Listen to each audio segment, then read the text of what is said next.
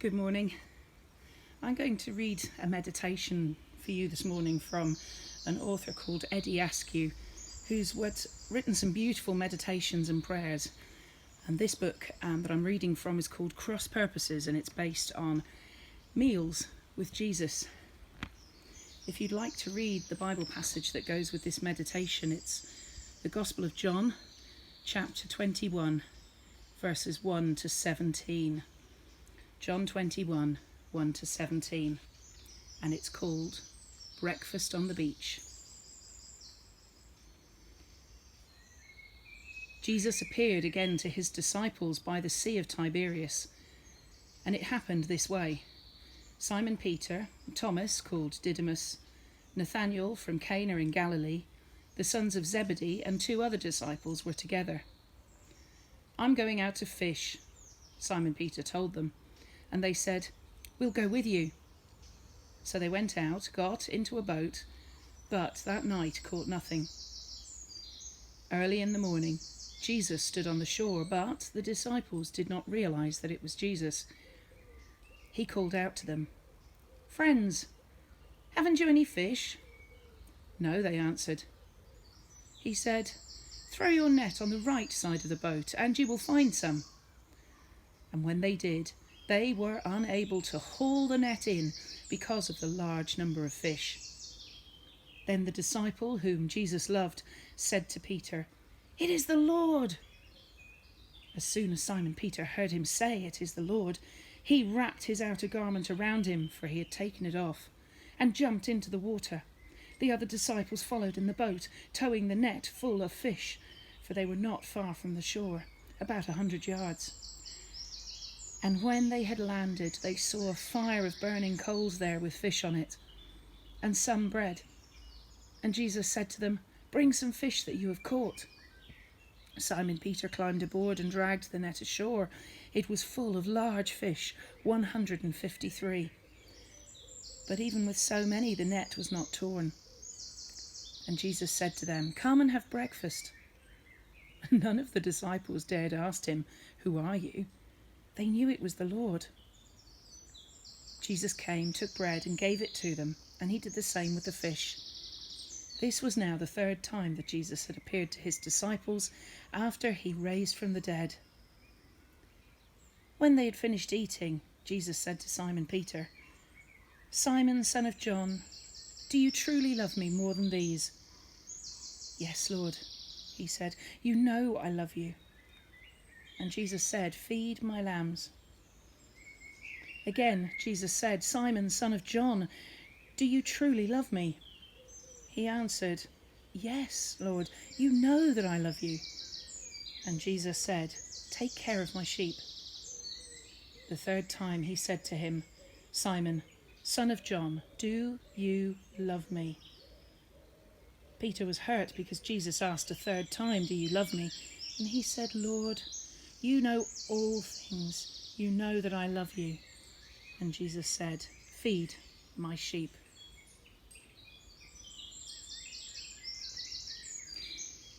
In your imagination, put yourself in the boat as one of the disciples. Listen to the water, the small waves slapping against the wooden hull of the boat. Hear the boat creak with every movement, the shuffle of feet as your companions stretch and change position. Can you feel the boat rock as they move? There's little comfort in a small fishing boat. The thwarts where you sit are hard and unyielding. There's limited space for 7 men and their nets and baskets, and the sails and the oars and all the equipment they need. After a night's fishing, you are cold, sore, tired, your back is aching, your knees are stiff, and you're hungry too. You sit quietly. Conversation was exhausted hours ago. There just is the occasional gruff direction from Peter, in charge of the family boat. Sounds are muted in the early morning mist. You can see little. Your world is one of unsubstantial grey. It isn't a very positive morning. You've been up all night, the fishing's poor, and underlying it is a complete lack of purpose. Life had been so full with Jesus, and now you're off balance. You're still reeling with all the events packed into the last few days. What will you do? Your future isn't clear. Will you go back to fishing full time? Will you try and take up the threads of ordinary life, or just wait and see? Then slowly, imperceptibly at first, the mist begins to thin out. The shore shows insubstantial. And then, on the shore, you see a vague blur, the outline of a figure. A voice calls, asks about the fishing, and tells you to throw the net in once more. Suddenly, you are engulfed in great bursts of activity. Fish splashing, water everywhere. You pull on the net, it moves, stops, moves again, stops. It's too heavy to lift. A little while later, you're sitting on the sand. You pull your cloak around your back, still cold from the water, but the fire slowly begins to warm you. You put your hands out, and you rub the warmth of the fire back into them. Can you smell the smoke? The warming bread? The fish grilling? Then Jesus offers you a piece of bread. Taste it.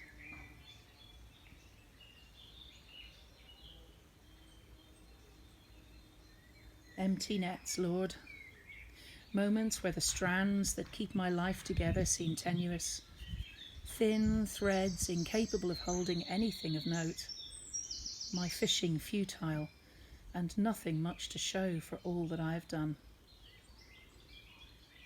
I sit with Peter and his friends, cold in the dark. My mind's amalgam of faith and uncertainty in equal parts with hope and fear, not knowing what's for best, what my next move will be. Times when I sit alone, human and very vulnerable. The boat drifts in an early morning mist of fearfulness, net snagged on disappointment. And yet, Lord, you are there, walking the edges of my life, calling me to one more effort, your presence tempering the dark, your sunrise scattering the mist. And when I move to try again, your early morning promise offers me warmth and welcome, and the reassurance that my life is lived with you, and the darkness and the mist don't count.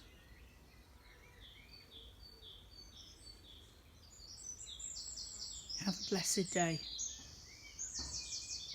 My name is Sarah Jane Stevens. I'm the priest at Thacombe and Warminghurst and Sullington parishes.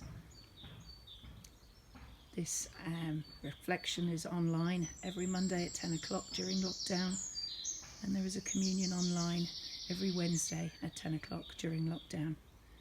Join us. There's so much to find.